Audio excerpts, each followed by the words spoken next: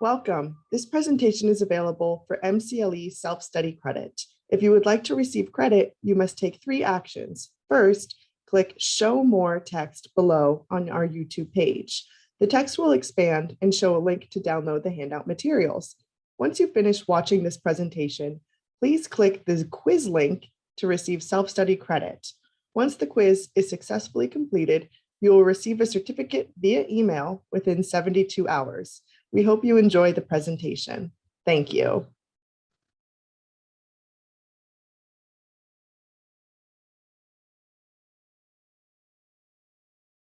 I am pleased to introduce Bette Epstein, who is our moderator today and will be presenting the rest of the panel. Bette?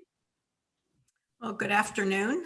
It's my pleasure to work with this amazing panel of neutrals.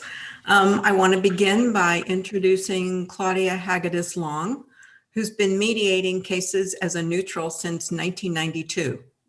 An early adapter, Claudia realized that bringing people to a solution that they could accept was better than fighting to the bitter end. She started her legal career as a trial lawyer with Bank of America, moved to construction defect litigation in the mid-'80s, and opened her own office in 1991. She believes in lose less solutions as opposed to win-win, as there are no real winners once the dispute reaches the level of a lawsuit. Claudia looks for practical solutions in matters of employment, banking, real estate, construction, and estate disputes. When she's not mediating, she writes novels. Next, Irene Takahashi.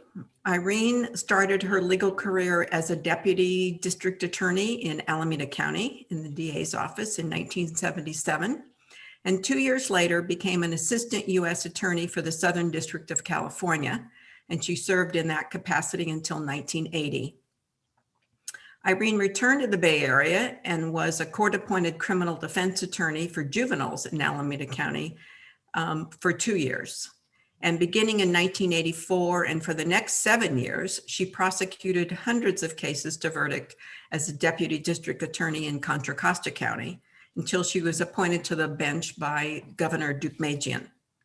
From 1990 until 2016, Irene worked at a number of Bay Area insurance defense firms before becoming a mediator. She handles all types of cases, including but not limited to personal injury, landlord-tenant, employment, sexual harassment and misconduct, civil rights, eminent domain, property damage, breach of contract, and product liability. That sounds like the whole range of civil litigation. Next, we have the Honorable Maria-Elena James, currently serves as a mediator, arbitrator, and referee with ADR Services throughout Northern California. She previously served on the bench first as a civil and family law commissioner with the San Francisco Superior Court, and later for 24 years as a United States magistrate judge with the Northern District of California. Judge James further served as the chief magistrate judge for the Northern District for 3 years and presided over 2,000 mediations in that role. In 2010, she was honored with the San Francisco Trial Lawyer Association's Federal Jurist of the Year Award. Previously, as family law commissioner, she had established a formal program of procedures for settlements. Judge James also served as the Northern District's ADR magistrate judge, where she was in charge of coordinating the alternative dispute resolution program for that court. A bit about my background. I joined Crosby, Heafy, Roach & May as a first-year associate in 1986 at the age of 42, definitely older than most of my supervisors. But I had a remarkable role model. My mother started law school when she was 50 and then had to address the ageism that existed in the early 1970s and still today by lying about her age. She couldn't find a job as a 54-year-old, but the city of LA hired her as a prosecutor as a 47-year-old, and she devoted 15 years to that job. I certainly wouldn't recommend that approach today, but certainly the problem still exists. I continued to work at Crosby Heafy, which later merged with Reed Smith until I joined ADR Services in 2015. I was on the firm's executive committee and served as managing partner of the Oakland office for a number of years with the challenge of herding cats. And my practice as a litigator was handling trust, estate, conservatorship, and real property matters. And I also served as an expert witness in those practice areas. By the time I joined ADR, I had been mediating trust and estate disputes as just a small part of my practice for about 15 years, but decided it was time to take control of my life and my schedule, and particularly to allow for more time with my grandchildren. So that's our initial intro. And now let's hear the story of how each of the panelists got here. But before we do that, we're going to be just by way of introduction, letting you know that we're going to talk about all of the types of work that the four of us do. And that includes mediations and early neutral evaluations, arbitrations, and references. So we'll give you some insight as to our experience in those areas. So let's begin with Irene, who's going to talk about her work. Okay, thank you. So the subtitle is How I Got Here. And my background and experience in this journey is somewhat unique because it includes extensive trial experience, both as a state and federal prosecutor. I picked juries for and tried hundreds of cases, both felony and misdemeanor to verdict. And I was a judge, as Bette told you, in Contra Costa County, and presided over criminal and civil matters, including summary judgment motions, discovery battles, various pretrial motions, and other hearings. For the last 25 years of my civil litigation experience, I was a managing partner and litigator with several Bay Area insurance defense firms from 1990 to 2016. I developed a wealth of experience and understanding about how insurance companies evaluate cases and reported on these cases as they progressed and submitted written evaluations to the claims adjusters. This included everything, including plaintiff's attorneys' trial experience, the facts they were relying on, a full discussion of any liability arguments, conducting an investigation through interviews, depositions, retention of experts, venue demographics, and anticipated effectiveness of all trial witnesses, the cost of trial, including court costs, court reporter fees, attorney and expert witness fees, and the impression of the plaintiff. It also recommended a settlement range, and it was absolutely necessary for me to provide an objective report that wasn't just telling them what they wanted to hear, but was straightforward and gave enough information so the insurance company could make an informed decision on how they would be dealing with a case and how much they were willing to pay to settle a case at mediation rather than avoid the risk and cost of going to trial and having a jury decide the outcome. When I began working as an attorney way back in 1977, things were much different for women entering what was a male-dominated profession. I remember walking into a courtroom, and I think it was 1984 in Contra Costa County before the jury panel was brought in.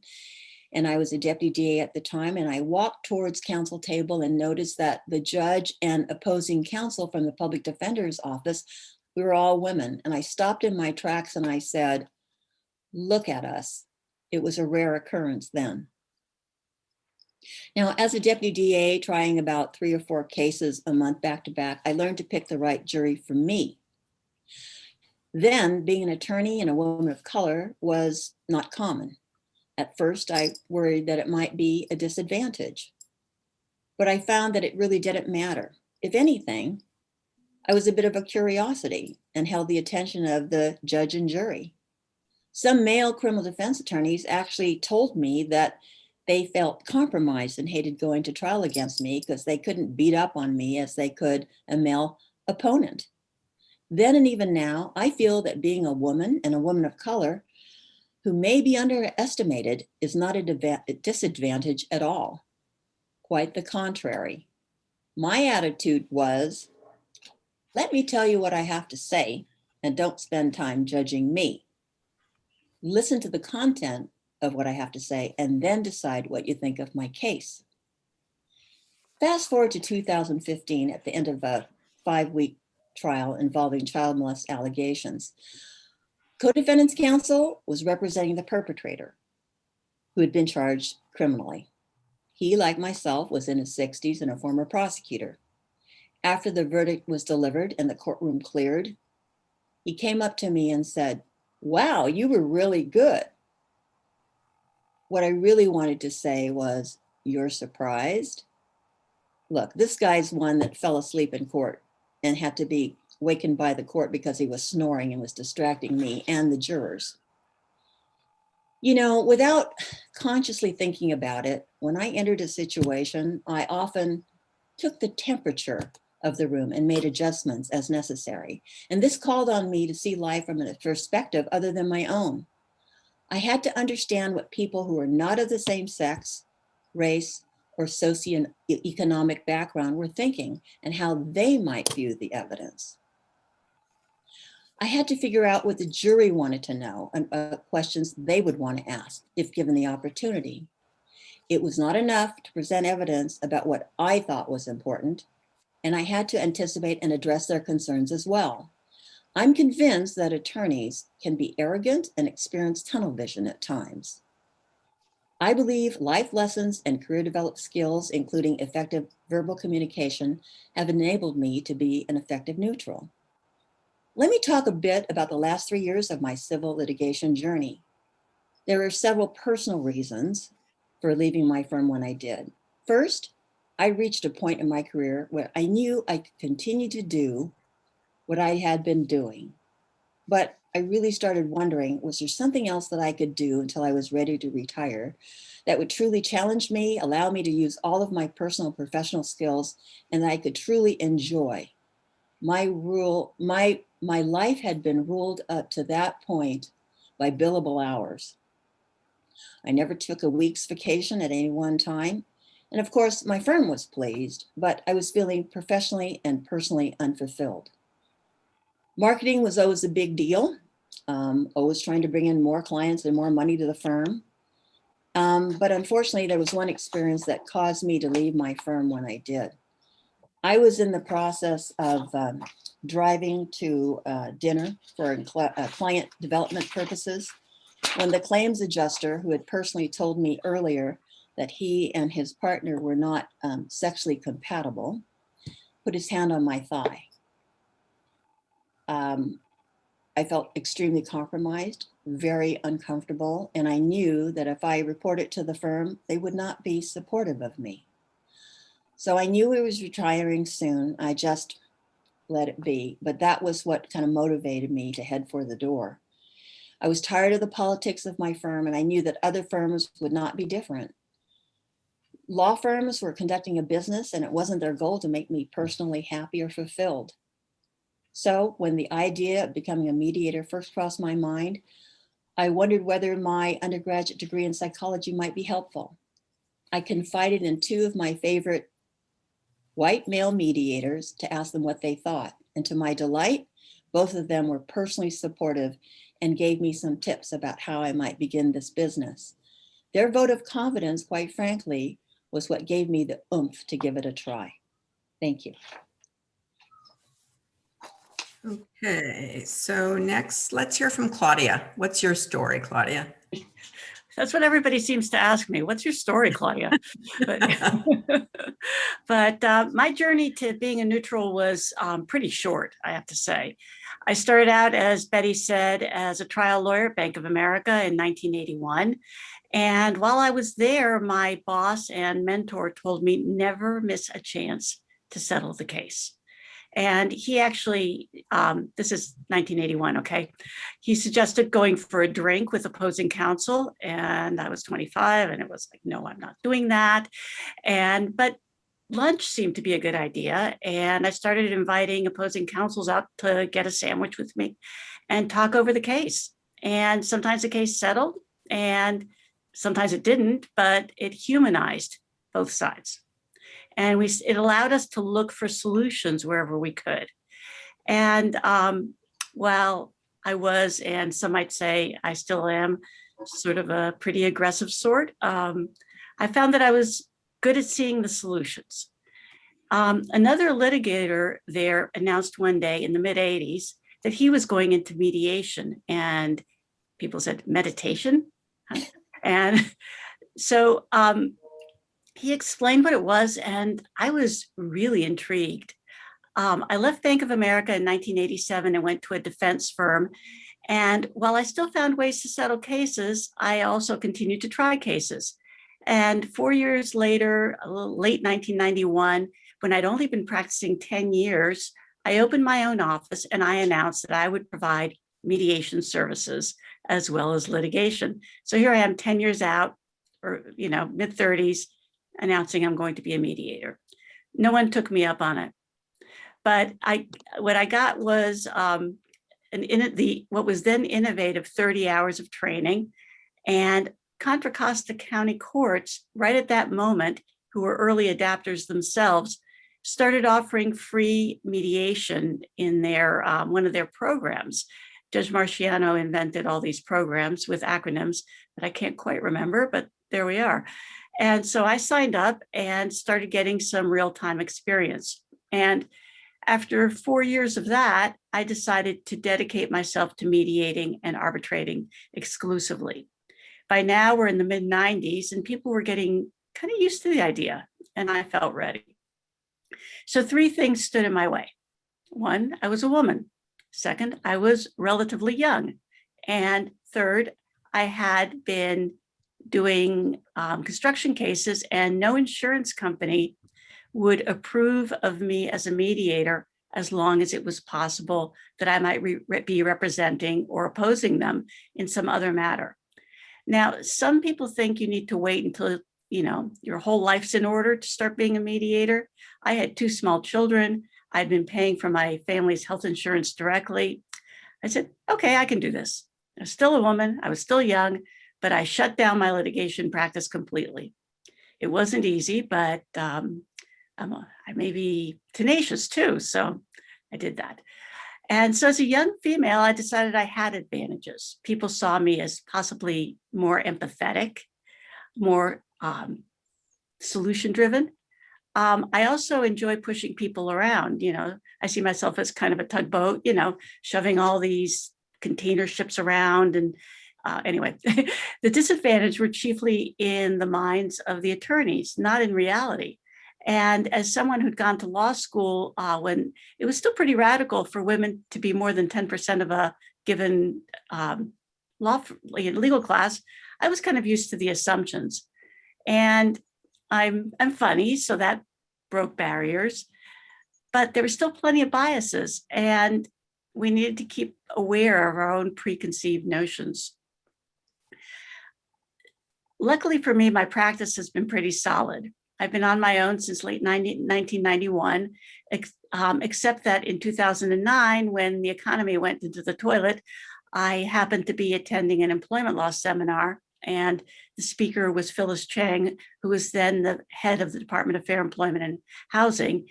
And she said she was launching a professionally run mediation division at the DFEH. So I went up to her afterwards and said, I want to do that. I want to be part of this. So I became one of the first 3 professional mediators at DFEH. And with the government, it's like a fire hose. They'll give you as much work as you want to do. So I was on salary for the first time in forever. I had some health insurance. It was kind of bliss. And in 2016, there was an article in the Daily Journal about me, kind of a puff piece, one of those fillers. But all of a sudden, all the big mediation and arbitration companies were at my door, except ADR Services. So I sought advice from Judge Flyer, who was with ADR Services, about which one I should go with. I was a little worried because one of the companies wanted to pigeonhole me into doing small cases in their effort to reach out to the Spanish-speaking community. I was trying to unpack all the assumptions in that offer and not liking it one bit. So he said, why aren't we recruiting you? And the rest is history. And it was a great decision. I joined ADR Services with about 2,500 mediations under my belt. I stayed on with DFEH part-time as well for a couple more years, mostly doing supervisory work because I liked it. And they now had 14 in-house mediators, and I supervised their volunteers as well. Once the pandemic hit, I left DFEH, and now I'm only with ADR Services. So my history should encourage you to look at your own story and see where you fit in. We'll talk later in the program about how to make the leap, but my takeaway is to encourage you to prepare yourself to follow this path without regarding the preconceived notions of where you might fit in. Thanks. Thank you, Claudia. Judge James, you have a history of settling cases, and let's hear what your story is. Well, thank you. Like everybody on this panel, I have a history, and so everything that's happened to me in my past life has all led to this point, including my birth order. I was the oldest girl of 10 children. My father was Afro-American, my mother was Irish. I had plenty of diversity built in to my family and exposure to having to deal with all kinds of conflicts of different folks in my family. And I got a lot of trial practice, as you heard. I was a public defender and a city attorney, so I think my presentation, I'll focus on the fact that I'll do it from the perspective of a judge. And I first became a judicial officer in 1987. At that time, I was the chief in the city attorney's office of the dependency unit, where I was prosecuting child abuse cases. And the commissioner's job opened up, and the way you get that job is you apply, and then the judges of the court, there's a committee, and then they decide who they want to get that job. And so I got it, and I went to have lunch with the two judges who were presiding in the juvenile court where I was working, and to have lunch and tell them I was going to be leaving, that I'd gotten the job as the commissioner. And one of the judges, since we're dealing with bias here, one of the judges, a male judge, it was a male and a female judge, one of the judges said to me, well, who did you sleep with to get this job?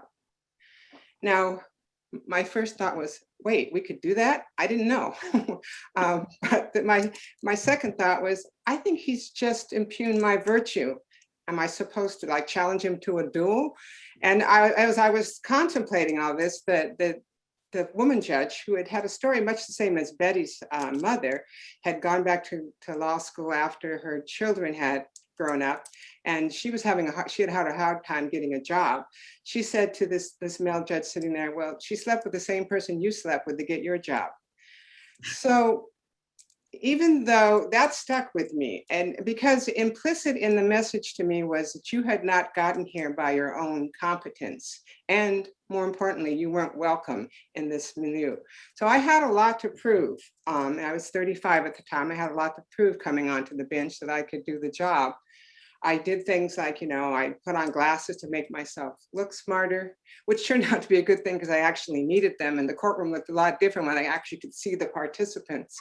But I worked overtime to, I tried to lower my voice like Lauren Bacall, so I had an authoritative voice. I tried to do everything because I knew that even though he had been, a boor and vulgar by saying that, there was going to be plenty of people, men out there especially, perhaps, that were going to think the same thing, that I had not gotten there on my own competence. About a year into, I started out in the discovery department, and about a year into that job, the Superior Court decided that the family law department should have a commissioner in it. So once again, I got chosen to go in and be a family law commissioner. And those cases were very difficult. And after a couple of months of seeing how these families in crisis were not handling, they were never going to heal if they went into an open courtroom and trashed each other, I decided that I should try to settle these cases before we got into open court, because there was no going back once they went into open court. So I set up a mandatory program where they had to come and go to a settlement conference before they went into court. And I did hundreds of cases settling them, and I had pretty high success rate doing it. It was much easier to deal with these people, even though they were angry, in a closed space where they got attention. In 1994, just about the time that ADR Services started, I think it was exactly the same year. So I'd like to point out the fact that when I started in 1994, the job I was going to end up to now didn't even exist. It was a couple of months after I started as a magistrate judge that ADR started at the same time. They were doing kind of a parallel universe to mine. And as a magistrate judge, if you're also chosen by the court as a magistrate judge, you have to go through a committee, and that committee of lawyers and lay people have to recommend you to the court, and the Article 3 judges, the district court judges, have to pick you. So once again, I got chosen to be a magistrate judge. And when I started to be a magistrate judge, of course, I wanted to be a district court judge. It was the next step up. I thought that would, I'm gonna shoot up and become a district court judge. But as I actually started doing the work, I realized that what I liked the most about my job was mediation. I liked we settle cases for our colleagues, the other magistrates, and all the Article 3 judges, the district court judges, sent their cases to us. And so I had a constant diet of settlement conferences. I did over 2,000, much like Claudia did in that 20-something years that I was on the federal bench. And after a while, I started realizing that's what I was really good at. That's what I enjoyed doing. And then I sort of abandoned even though during those years, there weren't very many women of color on the district court. And I was getting calls from senators' offices to put my name in, but I didn't really want the job. I liked doing mediation. I realized if we became an Article 3 judge, I'd be doing more summary judgments, what I hated, and I wouldn't be doing any mediations. And so I declined in the face of a lot of pressure to not throw my name in the hat as Article 3 judge. And so I did that for 24 years, settling cases, and I got a reputation.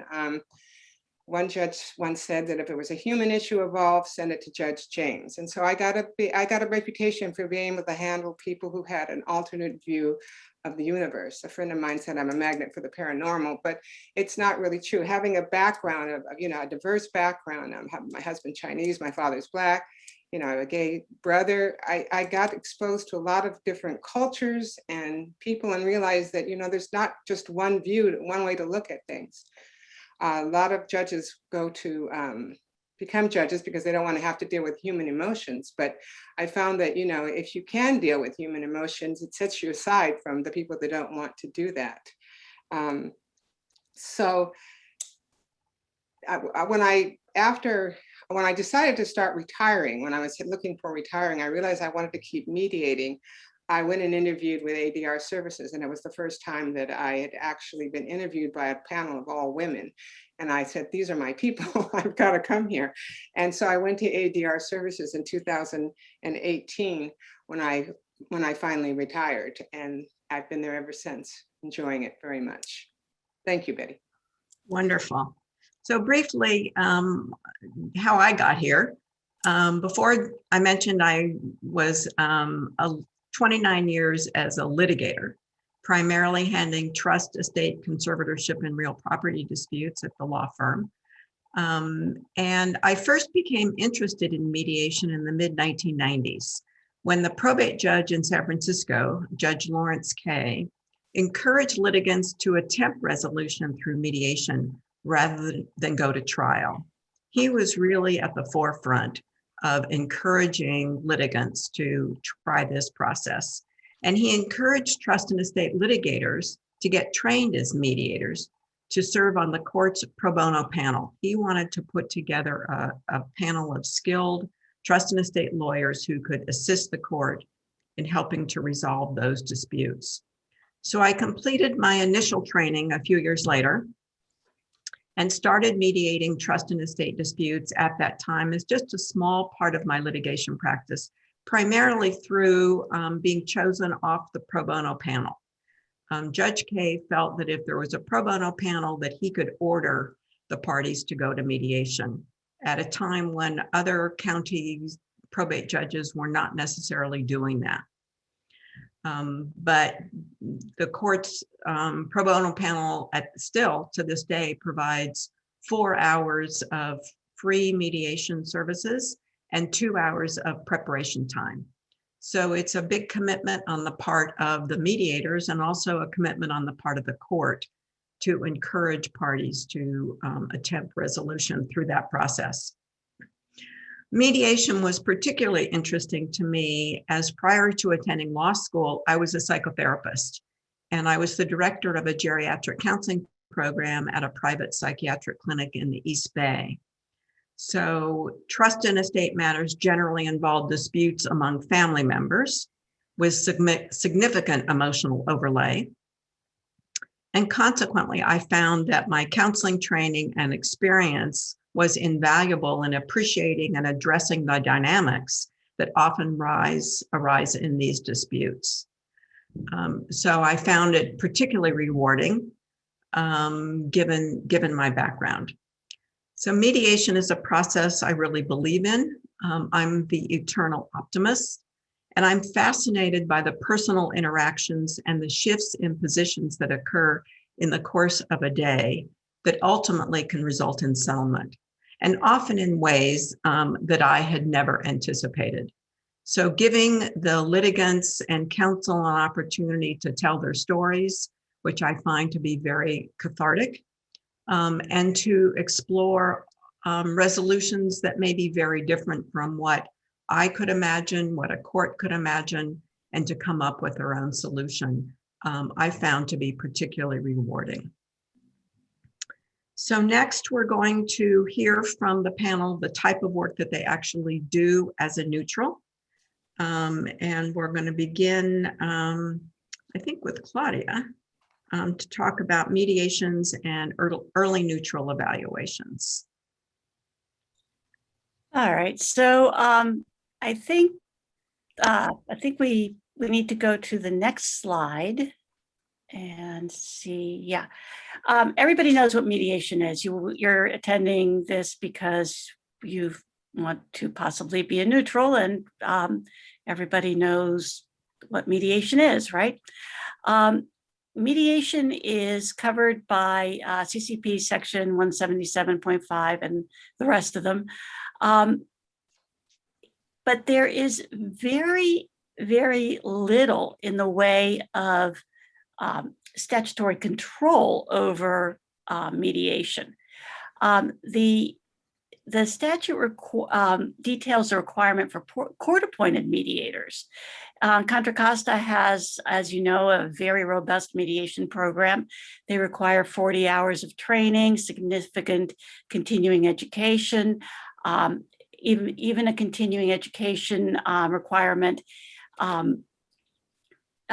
where you learn how to mediate with unrepresented litigants, which is really a growing portion of court-appointed mediation. But it doesn't address what kind of education you need for private mediation. The only limitation on non-court-appointed mediators is that your mediations are subject to the confidentiality rules of of the statutes. Basically, whatever's said in a mediation can't be used in trial, arbitration, discovery, or any other forum as evidence. If we go to the next slide, Katie, there you go. You might want to know, what are the basic traits of a good mediator? And I find that they are patience, empathy, and tenacity. Patience, because you are going to listen more than you speak, which, for me is a challenge.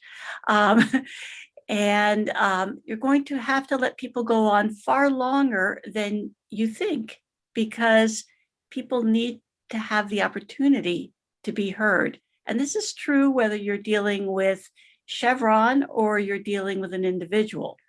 You need to be patient and hear the other side completely. Empathy. You need to be empathetic because you need to be able to feel and understand what the parties have gone through and what they're looking for. and tenacity, because the biggest mistake you can make as a neutral is to give up too soon. People can settle their own cases without you sometimes, but where you're going to make the difference is in holding on, staying on task until it's done. So you might say, well, what about neutrality? Neutrality is kind of it's a little bit of a conundrum, because you need to be neutral in the sense of having no preconceived notion of the outcome of the case. If you find you read the plaintiff's brief and go, oh, they win, and you read the defendant's brief and you go, oh, they win, then you're being, neutral enough, I think. But it's the neutrality of caring without prejudging that makes you a good mediator. And then you might say, well, how important is subject matter legal experience? And it really does depend on who's doing the asking. For some cases, for example, Irene does products liability and things that I wouldn't even think of touching because I have absolutely no idea about them. But Judge James might have a different answer, because as a retired judge, she may not have actually handled a particular kind of case as a litigator, but she has the experience of a good mediator to be neutral. But sometimes, you can't be this, not everybody is the right mediator for every case. Let's go to the next slide and say, one size does not fit all.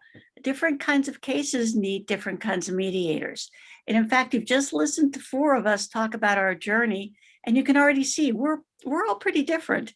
And you might need a mediator who once wore the robe.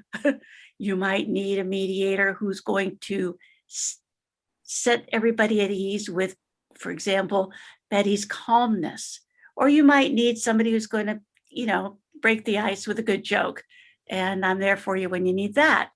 But needs are often deeply stereotyped. And that's something that I'm going to really ask you to avoid. When you approach a mediator for a business dissolution or construction defect claim, patent and trademark, banking and finance, you might not be thinking of a woman, and you should be, because a lot of our listeners there today are perfectly qualified, and you should not be afraid to approach those areas as a professional. On the other hand, estates and trusts, employment discrimination, non-disclosure, you might think, okay, we need a woman, somebody who's going to allow the plaintiff to cry. And you don't really need a woman, you need an empathetic person. So part of our job is combating the stereotype, combating our own stereotypes as well. Can you go to the next slide, please? Next slide. There you go. Thank you. The other thing that I do, and I want to tell you about, is early neutral evaluations. Those are subject to local court rules, and they involve coming in as a flash decider. Again, for those, you need to be patient, you need to be neutral, and you have to have the quickest possible grasp of facts. This is extremely useful because, especially in marketing, because the attorneys get to see you at your best, understanding, getting it all, and helping them see what a neutral, informed, intelligent person, kind of like their judge will be the take on the case. I do want to mention that you should be aware of morphing into mediation. Be sure that your parameters of what service you're offering are absolutely and completely clear. Thanks. Okay, so Irene, talk to us about arbitration. Okay. First of all, before I forget, I just want to take a moment to talk about disclosures. If you're inclined to be an arbitrator, it's very important especially if you're doing this on your own, you've got to keep a record of cases and attorneys or some sort of database for you to make proper disclosures at the outset. I believe it's 2 years back for mediations and 5 years back for arbitrations. All right, I'm going to talk about the role of an arbitrator and my role as an arbitrator, though I handle mostly mediations. That's the bulk of the work that we get at ADR Services. And this slide simply sets forth the 3 main ways that cases are submitted to us for arbitration: contractual arbitration, arbitration by stipulation, and judicial arbitration. Next slide, please. An arbitrator, in essence, assumes the role of a judge presiding over a court trial. My experience as a judge serves me well in this capacity. I always begin with an arbitration management conference, during which time the future conduct of the case, including clarification of the issues, document exchange, discovery issues, the form of the award, the length of the arbitration anticipated, procedural matters, identification of pending discovery issues, dispositive motions, including demurs, motions to strike, motion for judgment on the pleadings and summary judgment are dealt with.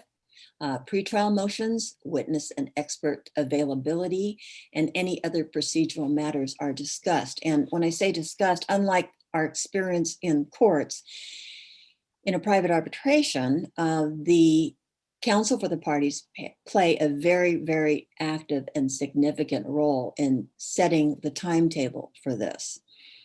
Now, as an arbitrator, I'm empowered to take whatever interim measures deemed necessary. For instance, this might include injunctive relief or emergency provisional relief, like a temporary restraining order. At any stage of the proceedings, the parties may agree to conduct a mediation conference to facilitate settlement. And generally, the mediator should not be the arbitrator appointed to the case unless the parties agree and execute a stipulation to that effect. It's been my experience that a number of cases settled during the course of proceeding towards the arbitration date. And in fact, on several occasions, I've been retained to mediate a case after an arbitration has been scheduled and the parties are able to reach a settlement at mediation. Perhaps one big reason is the cost of mediation is far less costly in terms of attorney, witness, and experts' time and fees. As the arbitrator, I determine the order of proof at the arbitration hearing. I make an effort to accommodate scheduling of witnesses. Unlike bench or jury trial, my time is much more flexible, and I have no problem taking a break for a day or two in the middle of an arbitration if the circumstances dictate. For example, I might interrupt the hearing for an expert deposition to be taken, which had been difficult to take prior to that time, and allow the deposition transcript or videotape deposition to be received in evidence in lieu of live testimony. We usually begin with the claimant's presentation of evidence in support of the claims, and then the defense follows. As an arbitrator, I preside over the arbitration hearing and will rule on objections and evidentiary matters as they arise. I might request a brief in support of a party's position if I feel it's necessary to arrive at the proper ruling, and I might conduct my own legal research. During this entire process, again, as contrasted with the typical experience in court, counsel for the parties play an active role in scheduling the submission of briefs, order of witnesses, and other procedural matters. In my effort to accommodate the parties, a more relaxed form overall results. Certainly, many of you have experienced the stress of scheduling witnesses for a particular day, only to have them rescheduled so as not to incur the court's wrath.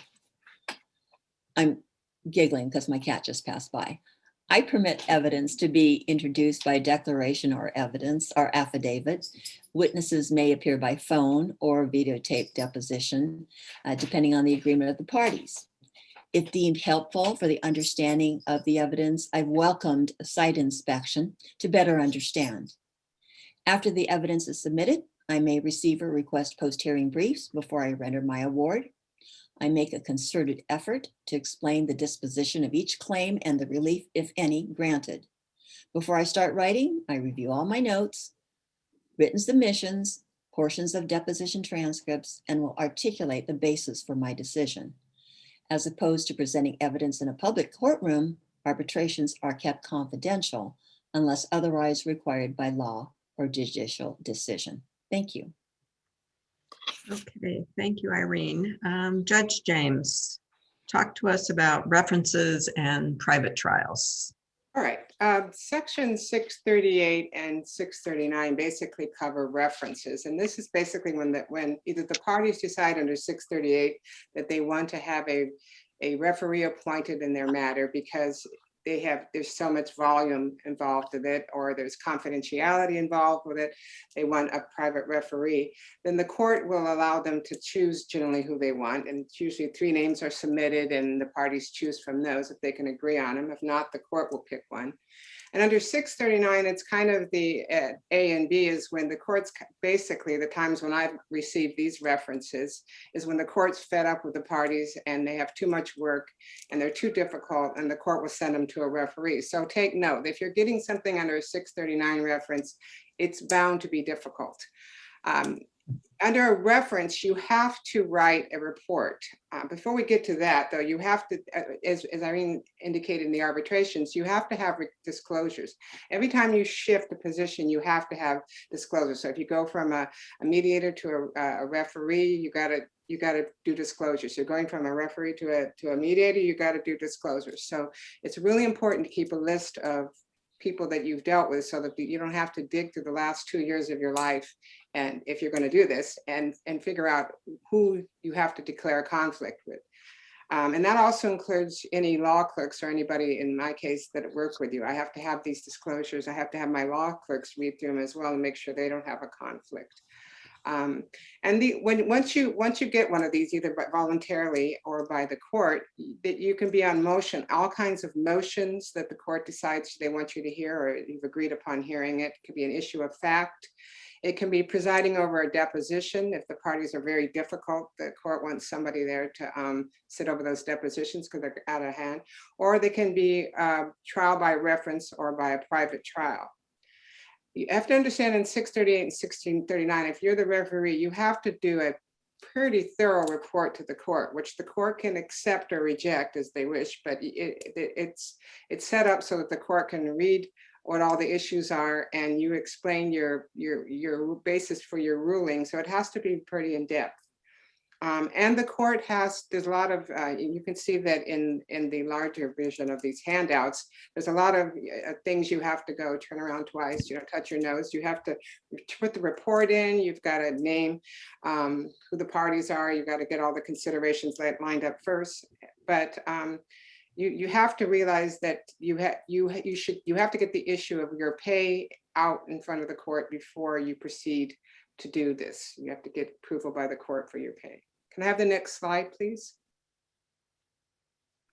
And this is, I just converting from a mediator to referee. I just brought this in because this has happened to me when I was a mediator and vice versa too, going back the other way as a mediator, and they decided they wanted me to keep one issue that was remaining. It was it's usually a divorce case.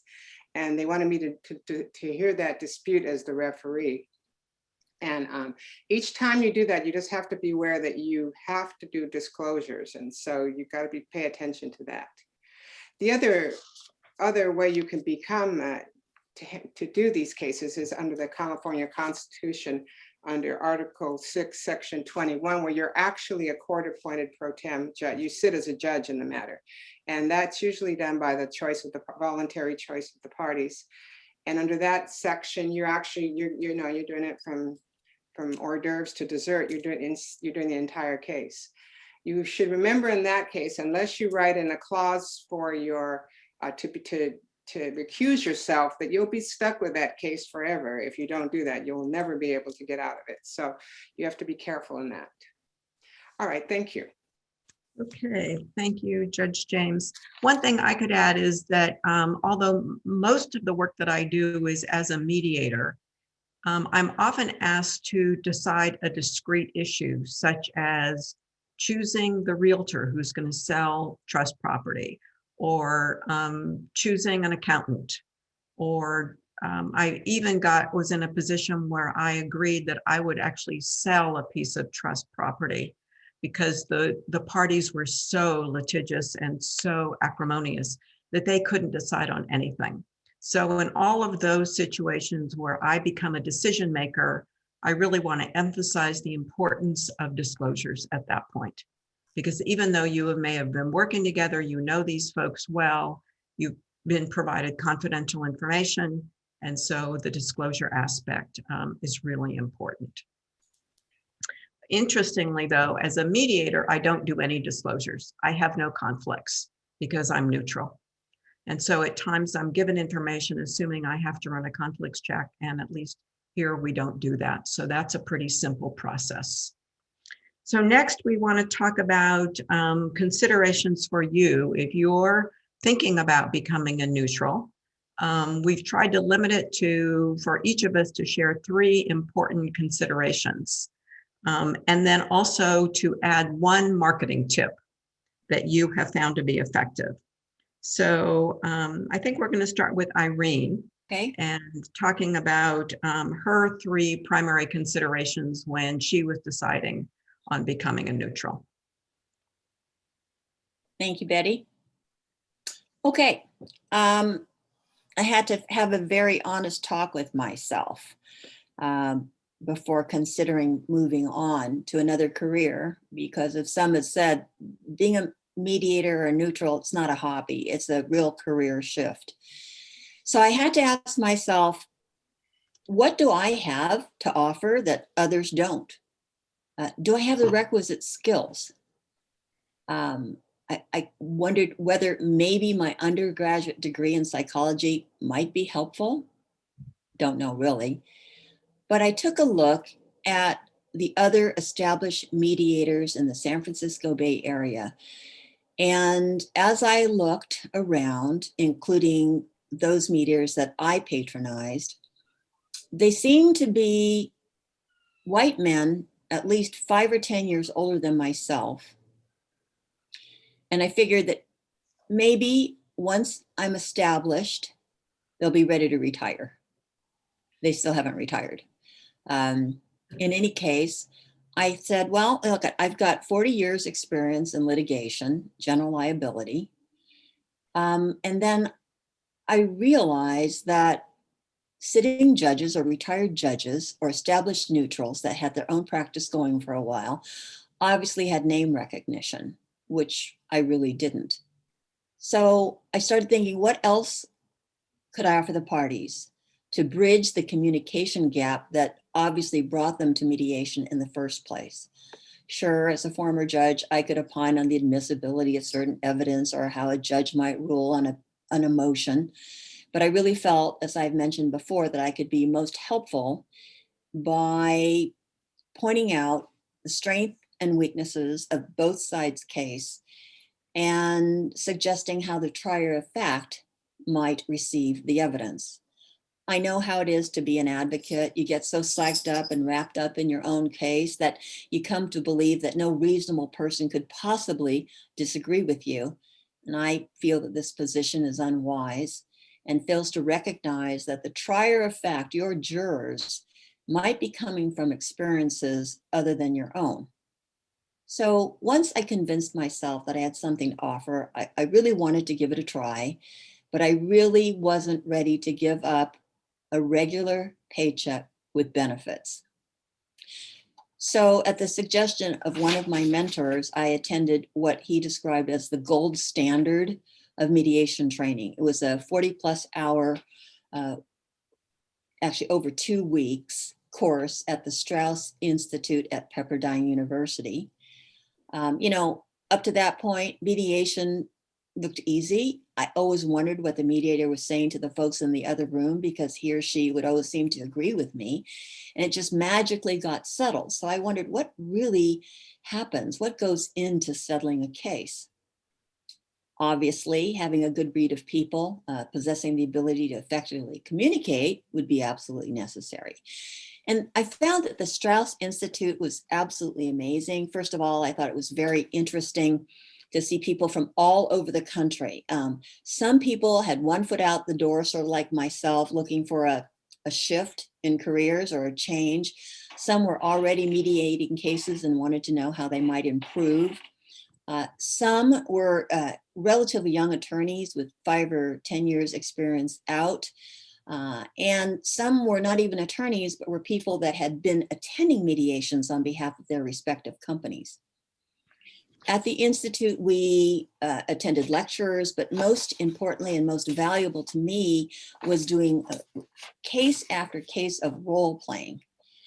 Sometimes we'd be assigned to play the role of one attorney or the other attorney or the mediator. And what I found at the end of this course was that it seemed to come easy and naturally to me. And that was pretty inspiring.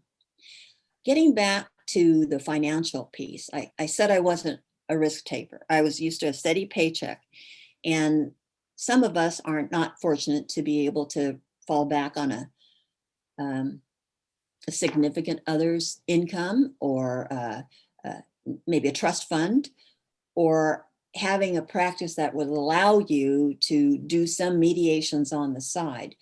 So I decided that, at least for myself, I had to accomplish 3 things, which will give away my age, but that's okay. 1, I had to pay off my home mortgage. 2, I had to qualify for Medicare because my medical insurance would end. And then thirdly, qualify for Social Security.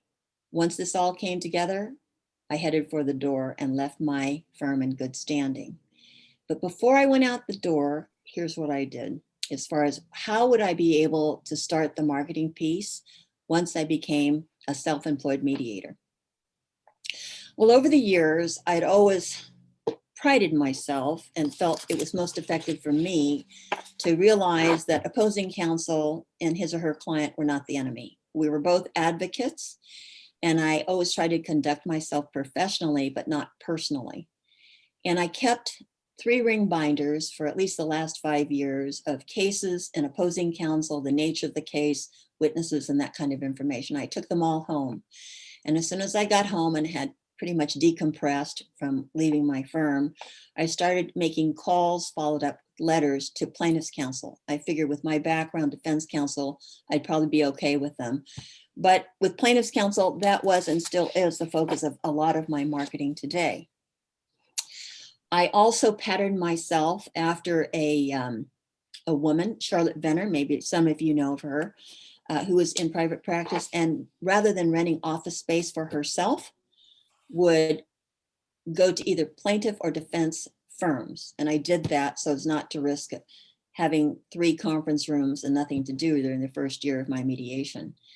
Long story short, I got about a year's worth of mediation under my belt, was convinced that I loved it and my practice was growing, and I got a call from ADR Services. I had an interview, followed with an invitation to join them, and here I am. Been very happy ever since. Thank you. Wonderful. So Claudia, share your insight with us, if you will. All right, so I think 3 main considerations and 1 marketing strategy. Well, first of all, as you know, I love my work. Okay, I love it. It shows. And if you make the leap, you need to figure out, are you going to love it? So remember my important traits: patience, empathy, and tenacity. You need to ask yourself, from my point of view, everybody's point of view is different, but from my point of view, are you that person? Are you able to see both sides? Litigation requires that you see both sides, but only to exploit the strengths of yours and the weaknesses of the other. Mediation requires that you see both sides to find the solution. The other thing is, mediation is not stress-free. I think we've all been approached by litigators who are tired of the stress and say, I want to do something easy. Well, it's a different kind of stress. It's short-term, so no, you don't take the case home week after week like you do as a litigator, but it's intense. You're on all day. You never eat lunch. That's one of the things. The slightest mistake and the attorneys are all over you for it. You have to be the world's quickest study. Every day, you've got a new set of people, a new set of facts that they have been poring over for years or a year and a half or whatever, and you've had it for 2 hours and you have to have absorbed all of it, and then tomorrow absorb somebody else's case. There's constant marketing. I'll do one marketing tip at the end of this, but it's constant because as a litigator, you have the case for 2 years. As a mediator, you need a new case, and then you need another new case. And then the next day you need another new case. And the day after that, you need another new case. It's a constant marketing effort. And every case needs your complete and full engagement. And you have to deal with, can I say jackasses, Bette? Is that okay?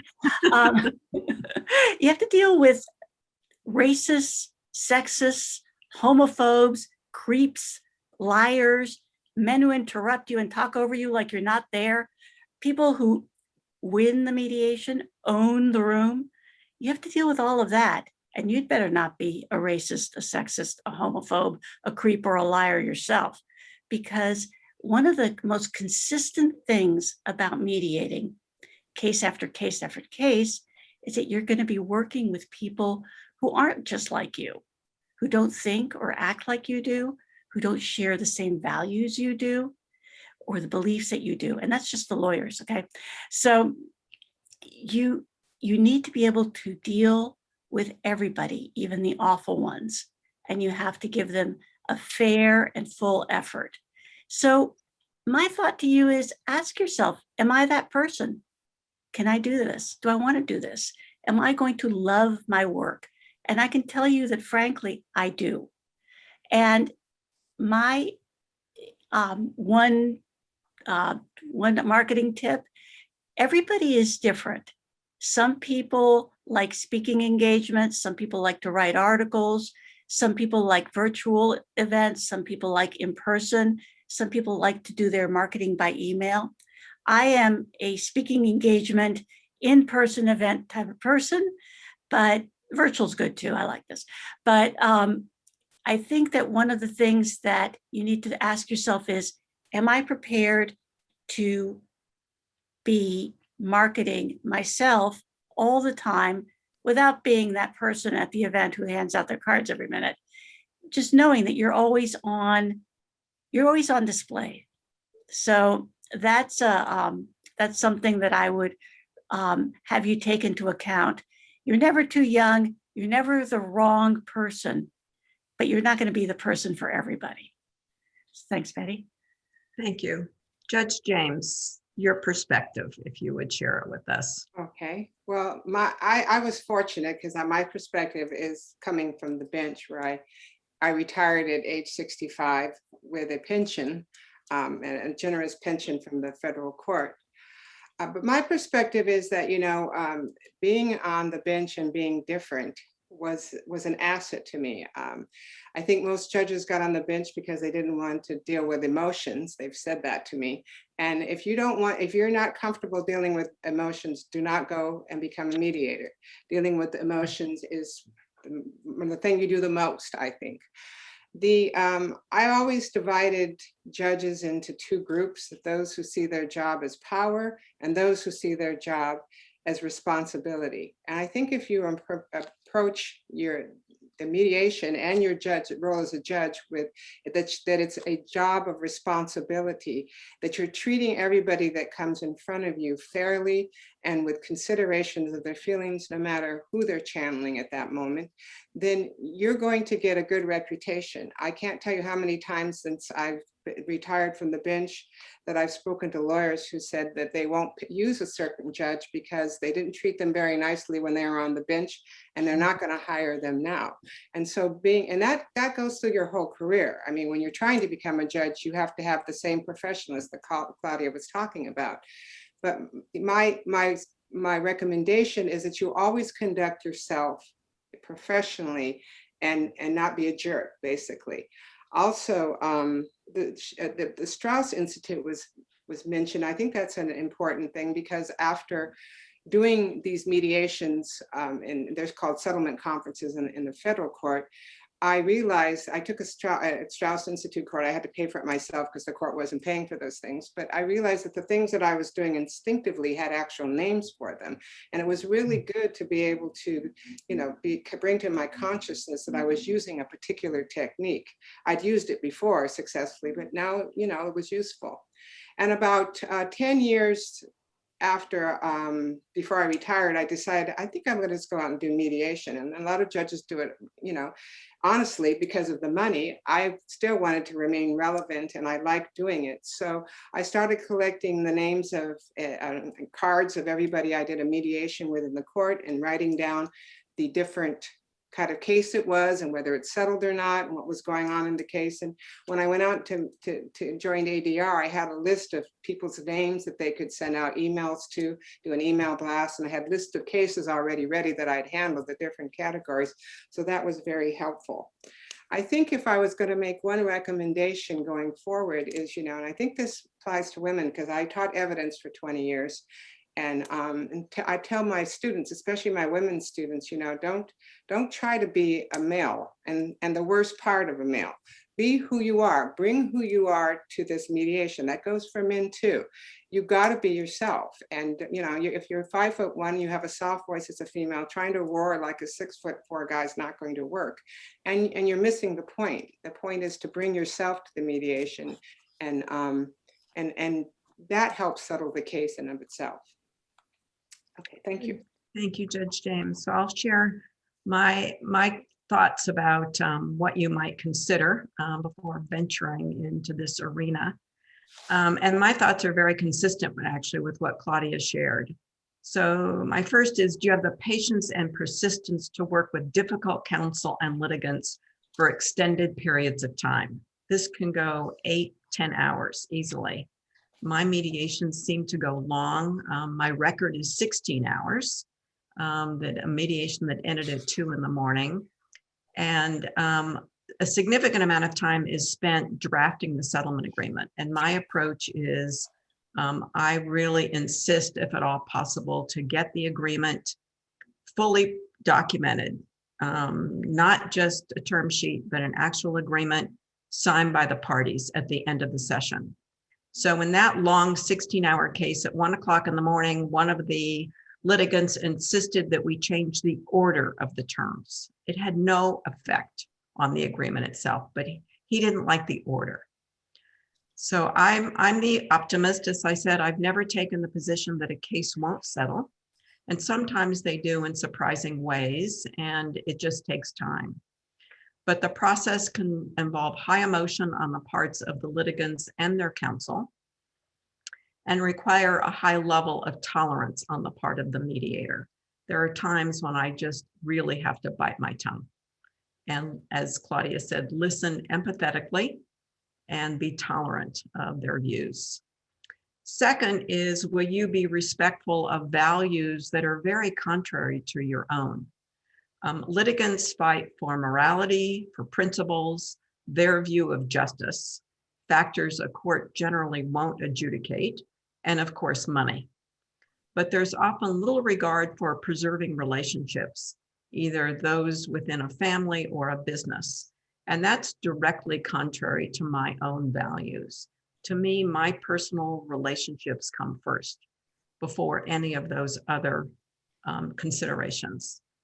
So again, you have to be able to view the litigants and their counsel respectfully for views that may be different from your own.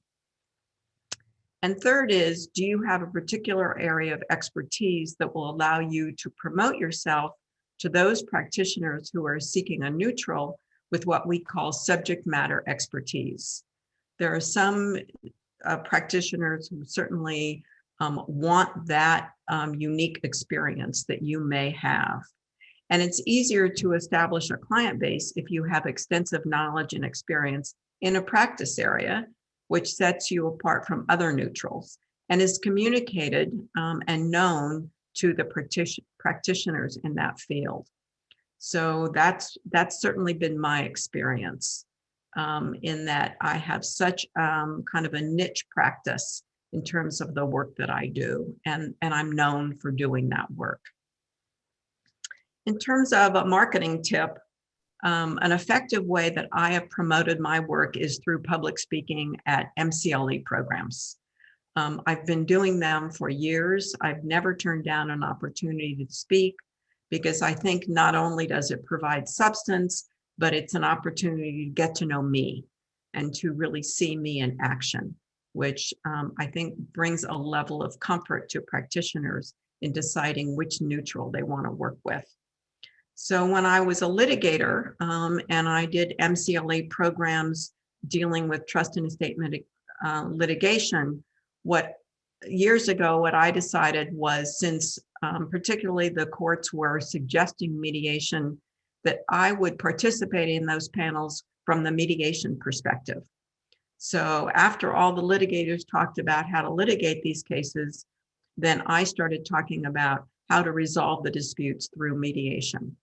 So I took that role because I wanted to present myself to trust and estate practitioners as their go-to mediator, having the background that they would want in terms of understanding the law, certainly being familiar with the kind of circumstances that they were dealing with, and knowing how the courts viewed those circumstances and what the likely outcome might be. So that's my perspective. So I hope you've enjoyed our presentation. We now have time for further discussion and questions. And I noticed that there's some questions in the Q&A box. And so Katie, are you going to be Yes. asking questions, and then we'll try and come up with the answers? Yes, I will pitch some questions to the panel. Participants, feel free to submit any additional questions through the Q&A feature at the bottom of your screen.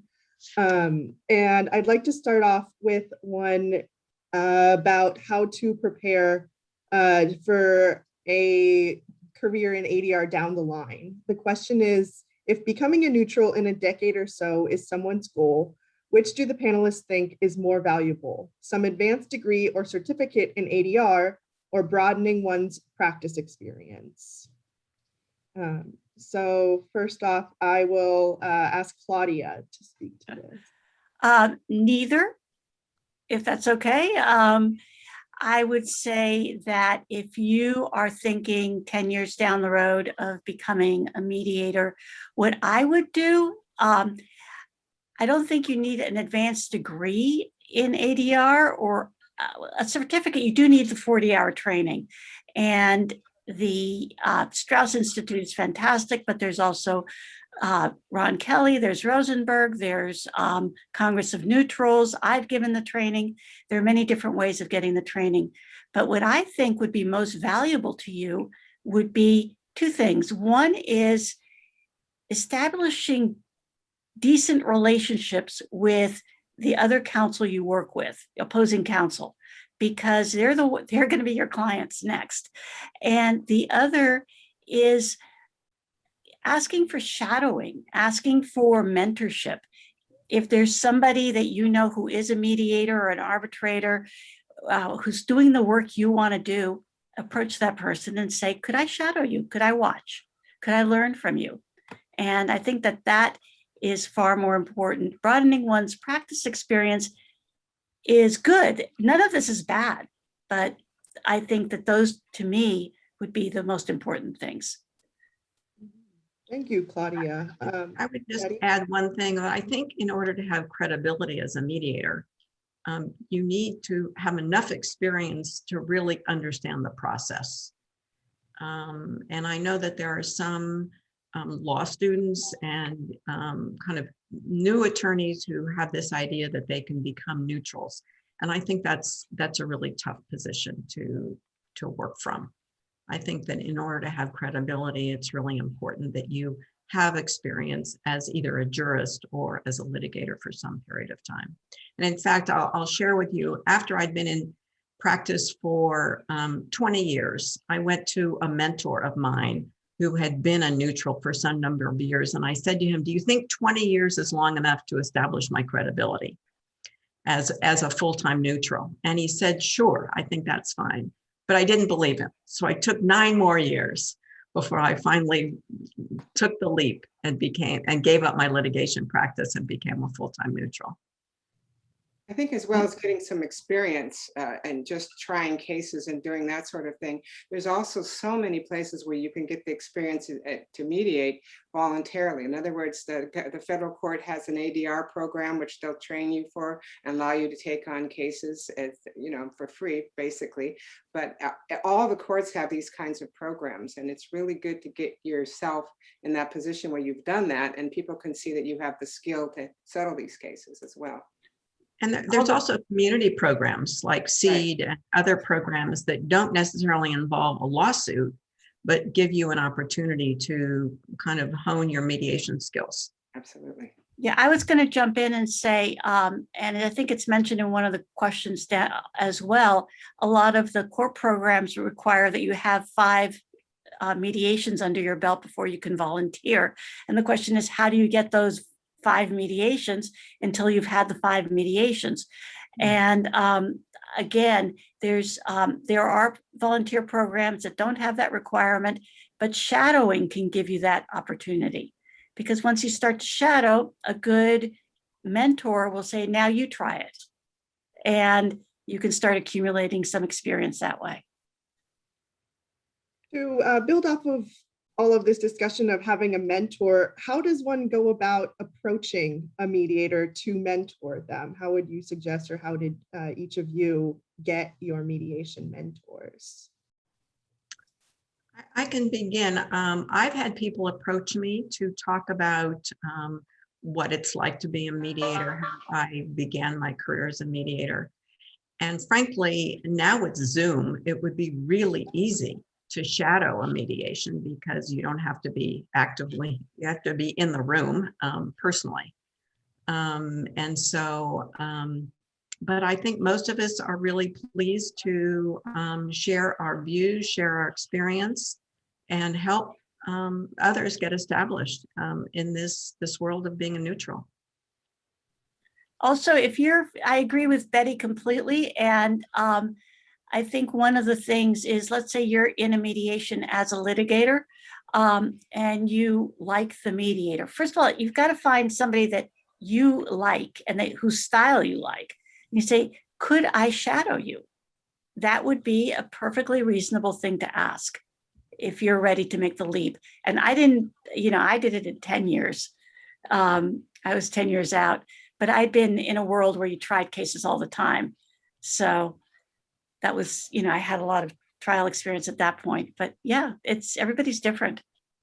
Yeah, and on the federal court, I had externs would follow me through every mediation, and then they thought it was the best part of the experience was to get that. And so I'm very, having taught, I'm very open to allowing people to follow me through a mediation. I thought it would be awkward at first because you're performing in front of, sometimes I have 3 students following me, but that's not hard. You block them out, and you do what you have to do. Hey, thank you all. Our next question is a little bit of a pivot, but it reads, I faced as a female litigator certain systemic challenges. Firms tended to reflexively give opportunities to male attorneys and to promote male attorneys, which meant female attorneys tended to amass less portable business. Clients tended to think male litigators were tougher and more authoritative, and women attorneys tended to be less assertive at self-promotion. What systemic challenges do female ADR professionals face? And I'll open this to the whole panel, though I know that some of you mentioned that you feel that it's actually an advantage to be the other during mediation. How have you maybe capitalized on that, or could you suggest, finding a different approach that might take advantage of what you do bring to the table? I think you have to have confidence in who you are. Like I said, you can't go in roaring like one person or imitating. You can take things from other people's styles, but you have to figure out your own style. And you're going to have to be somewhat assertive in that style. There's no question. You're not going to be able to sit back, but I don't think that you have to be aggressive to the point that it's not inherent in your nature to do it. I think that as long as you expose yourself, like I say, to doing mediations, you know, where you're volunteering, and put yourself in a position where your skills can shine through, your competence will come through, and that's what's in the long run is going to be a benefit to you. You put yourself in the position where you can show what your skills are. Yeah, I agree. I think it's really important to be comfortable with who you are and have confidence in your skills. And that confidence generally comes from hard work, from training, from preparation, to do the work that we're doing here. And one of the things that I benefited from was I had mentors when I was an associate, and even as a kind of a young partner, of people who worked in a style that I was comfortable with. And although they may have been men, they were not kind of banging on the table type litigators, which I was never going to be, but people who were reasonable and confident and could litigate in a style that I was comfortable with. And so I think that's a really critical part of your success, is feeling confident in who you are and the skills that you have. I think to address part of the question of the systemic bias that the questioner was raising, I don't think that we have that as deeply in the neutral arena, especially now. 40 years ago, when I started practicing, the bench looked different from the way the bench looks now. And 40 years ago, when I started as a litigator in a banking world, it was different from what looks like now. But in our world of neutrality and working for solutions, I almost am afraid to say it may work the other way. Women are seen as more conciliatory, and we are able to find solutions, supposedly. I mean, I was a bang the table litigator, I'm sorry, but you know, I was awful.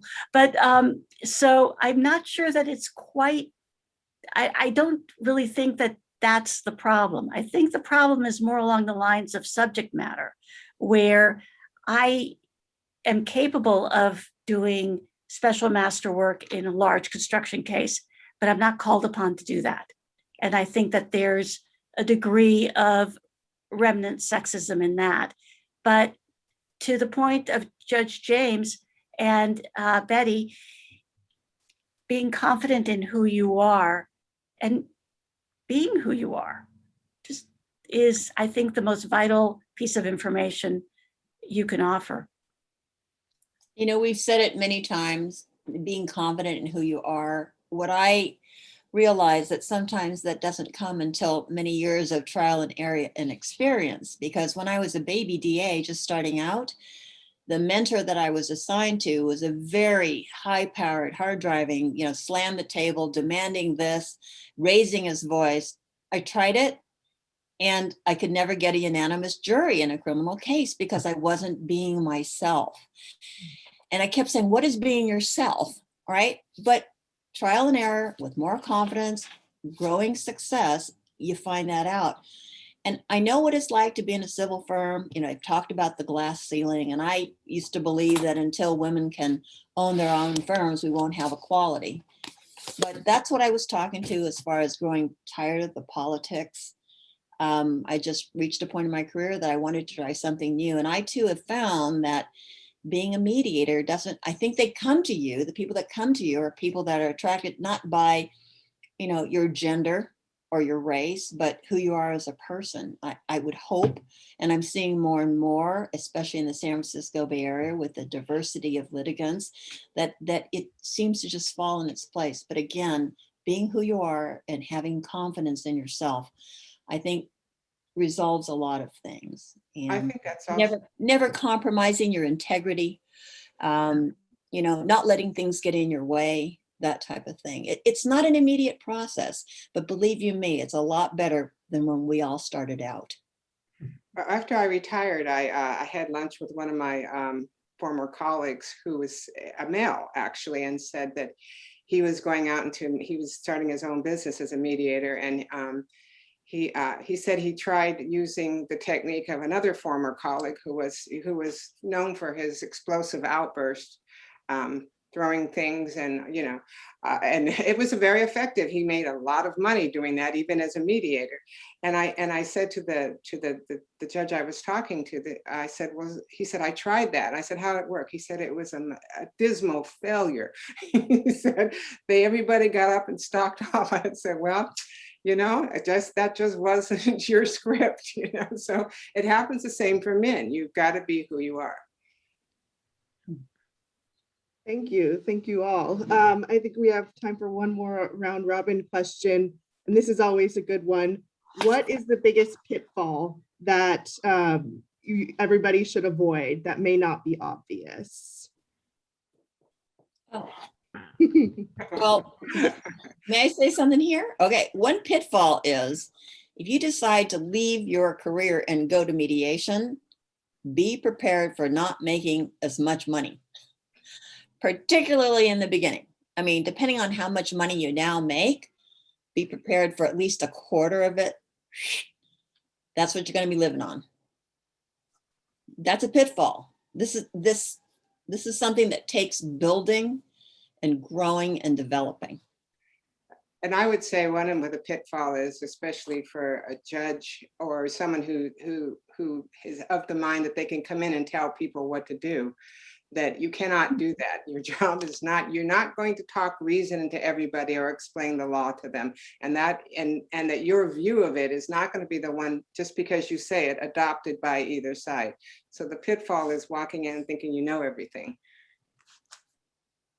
I think that understanding the question, avoiding, it is the person who's asking the question is asking another question also: how do you nudge people off of ridiculous positions?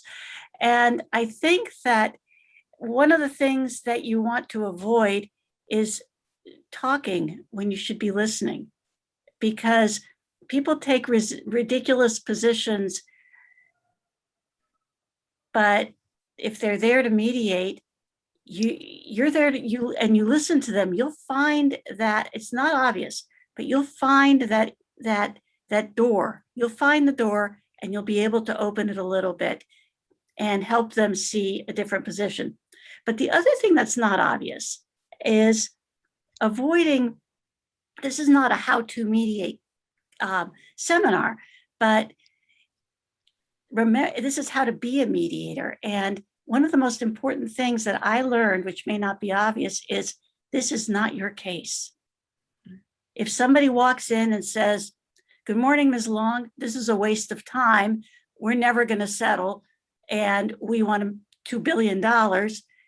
You say, "Well, good morning, person. Let me hear about it," but it's not your fault. So it's not your case. And that's something that's not obvious. It's something you have to learn as a litigator, as a mediator, when you're not a litigator. So my one thought is, one thing to avoid is assuming that people are telling you the truth about their positions in cases. I mean, I have heard more times, "This is my last and final offer," and it's not. And so my job as the mediator is to keep people talking. And as long as they're talking, there's an opportunity to get the case resolved. So my favorite example of that is I brought an offer into the room, and the response was, "This is my final offer. This is it. I'm not giving anything more." I conveyed that to the other side, came back with a different number. And the person said, "Okay, now this is my final offer. I'm not going to give any more." I took that to the other side. I came back a third time, and the lawyer said to me, "Okay, I really mean it this time. This is my final offer." And that got the case resolved. So I hear stories about, I'm going to be leaving in 15 minutes if we don't get any movement here, all sorts of threats. I don't take them as real threats. I take them as signs of frustration. And so as long as I can keep people talking, then there's an opportunity to get the case resolved. Thank you. Thank you all for those excellent insights.